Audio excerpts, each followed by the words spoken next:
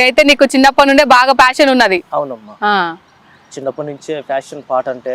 అలాగనే నా మీద, నా ఊరు మీద, నా పేదరికం మీద, ప్రతి దాని మీద నాకు ఏది అనిపిస్తే అది కొత్తదనంగా పాట రాయాలి, ప్రజల్లోకి వెళ్ళాలి, నా పాట ప్రపంచం అనుకోవాలి. నాకు ఒక ఈగో ఫీలింగ్, నన్ను అందరూ అనుకోవాలి, పొగడాలి నన్ను అని నాకు చిన్నప్పటి నుంచి కూడా ఒక ఈగో ఫీలింగ్ ఉండే. స్టార్టింగ్ లో నా మీద నేను రాసుకున్న పాట, నేను చేసిన తప్పు లేదు పేదరికమని ఒప్పుకున్నా, అమ్మ నేర్పిన పాటతోటే పైస పరకో తెస్తూ ఉన్నా, తెచ్చిన డబ్బునేమో తెలివితోటి నడుపుతున్నా, అన్నవో ఓ రామన్నా రాతి గుండె నీదిరన్నా, కష్టాలు ఎన్ని ఉన్నా కలత చెందని మనసురన్నా, పాటమ్మా అనుకుంటూ అన్నతోటి పోతివీరా, అన్న ఎక్కడ ఉంటే నేను అక్కడనే అంటివీరా, తిన్నవో తినలేదో కొడుకా కడుపు ఆకలి ఎవరికెరుకా, మధ్యరాత్రి గుర్తుకొస్తే గుండె పగిలి ఏడ్చె బిడ్డ, అన్నవో రామన్నా రాతి గుండె నీదిరన్నా, కష్టాలు ఎన్ని ఉన్నా కలత చెందని మనసురన్నా అనే నా మీద నేను రాసుకున్నాను. నిజంగా ఇప్పుడు ముందు మనల్ని మనమే ఇన్స్పైర్ చేసుకోవాలా, తర్వాతనే మన పక్కల జీవితం గురించి ఆలోచించగలుగుతాం. మన జీవితంలో మన కష్టాలు ఎట్లున్నాయి, ఎన్ని బాధలు పడ్డాం, చిన్నప్పటి నుండి అమ్మాయి మనల్ని ఎట్లా పెంచిండ్రు, ఇప్పుడు నేను ఎట్లా బతుకుతున్నా, ఇవన్నీ మనకి గుర్తుంటే నిజంగా ఏదో ఒకటన్నా సాధిస్తామన్నా మన కోరికలన్నీ. నాకైతే నమ్మకం ఉంది, ఏదో రోజు మాత్రం నా అక్కడ గొప్ప గొప్ప పాటలు రాస్తూ ఉంటుంది ఇప్పుడు. ఎందుకంటే నాకు ఆ ట్రాక్ వచ్చేసింది, ఎలా పాట రాయాలి అనేది, అల్లిక పదాలతోటి ఎలా ఇచ్చేయాలన్నది నాకు ట్రాక్ వచ్చేసింది.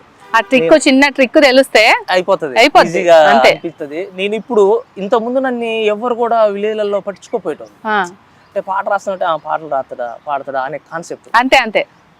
నేను కొన్ని పాటలు ఫస్ట్ ఉద్యమంలో తర్వాత, ఉద్యమం పార్టిసిపేట్ చేసిన తర్వాత కళాకారులకి కొంతమందికి టీఆర్ఎస్ ప్రభుత్వం ఉద్యోగాలు ఇచ్చింది, అందులో నాకు రాలేమాట, మిస్ అయింది. ఆ టైంలో అనిపించింది కళాకారుడి మీద పాట రాయాలి, ఏదైనప్పటికీ కళాకారుడి బాధ మీద పాట రాయాలనే ఆలోచన వచ్చింది అని స్టార్ట్ చేశా. దరిదాపమ్మ ఆ పాట ఎలా రాయాలి, ఎలా మొదలు పెట్టాలి అని ఒక 2 years ఆలోచించా. ఒక 2 సంవత్సరాలు ఈ పాట రాస్తే ప్రతి కళాకారుడు కూడా రియాలిటీ రాసిన రాబాయ్ కళాకారుడు గురించి అనుకోవాలని, అంతే మా బాధ ఏందో అన్నకు కరెక్ట్ గా అర్థమైంది అన్నట్టుగా రాయాలని ఫిక్స్ అయిపోయా.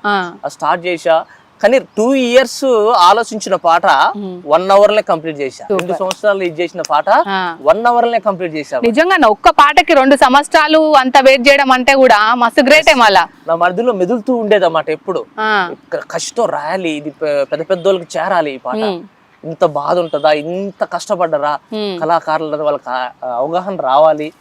అలాంటి వాళ్ళు ఎంతో మంది ఉన్నారు కదా కళాకారులు, తెలంగాణ రాష్ట్రంలో ఎంతో మంది ఉన్నారు. వీళ్ళందరూ కూడా జాబులు లేక ఇంకా కళ మీద బతికెట్టు, అంటే ఏదో ఒక రోజు నాకు కూడా ఛాన్స్ వస్తుంది, నేను కూడా నిలదొక్కుంటా అనుకుంటారు. పాట రాసినమ్మా ఆ రోజు, కష్టాలు తీరవాయే కడుపులో బాధలు మిగిలిపోయే, కన్నీరే దిక్కువాయే చివరికి చింతే పోయే, కష్టాలు తీరవాయే కడుపులో బాధలు మిగిలిపోయే, మొగుడ వద్దని ఆలి అన్నా గాని చిరునవ్వు నవ్వి పాటకై పోయినాం, విడిచి వెళ్ళొద్దని పిల్లలన్నా గాని బుగ్గకు ముద్దెట్టి బయలెళ్ళిపోయినాం, మంచంలో కూసున్న ననుగన్న తల్లి మళ్ళెప్పుడొస్తావు మా పటేలంది, తల్లి తెలంగాణ సాధించుకున్నాం, పస్తుల్లో ఉంటున్నాం మేం పాటగాళ్ళం, కష్టాలు తీరవాయే కడుపులో బాధలు మిగిలిపోయే, ఉప్పెనోలే లేసిన ఉద్యమములో పోరు పాటల వాడి ముందున్న వాళ్ళం, లాఠీల తూటాలకెదురొడ్డి నిలిసి ఊరు ఊరు ఉద్యమాన్ని నడిపినాం, గోసి గొంగడేసి గంతులేసినాం, గొంతెత్తి మేము పాట పాడినాం. అలా ఒక పాటలు సాగుకుంటూ కూడా అసలు ఎంత గొప్ప పాటలు అమ్మా. అసలు అక్కడ అనిపిస్తుంది నాకు చాలా టైంలో విన్నప్పుడు, నాకు నేనే మళ్ళీ ఎగైన్ విన్నప్పుడు, మొగుడ వద్దన్నా ఇడిసి భార్యని వదిలిపెట్టి పాటకు పోయినాం, పిల్లలు కూడా వద్దు డాడీ అని అంటే వాళ్ళకి ఆ బాధని వ్యక్తపరచలేక ముద్దు పెట్టేసి పాటకైపోయినాం. ఇవాళ తెలంగాణ సాధించుకున్నాం, అయినా మేము పస్తుల్లో ఉంటున్నాం పాటగాళ్ళం అని. నాకు అది కొన్ని టైంలో నైట్ నాకు నేనే నెవరేసుకున్నప్పుడు దుఃఖం వస్తా ఉంటుంది. అరే ఏంట్రా బై, బాధలేంటి, కష్టాలేంటి, ఎప్పుడు మారిపోతాయి ఇంకా అని ఇది అవుతా ఉంటుంది. అవన్నీ కష్టపడితేనే అవుతుంది అన్న, దూరం పెడితేనే అవుతుంది.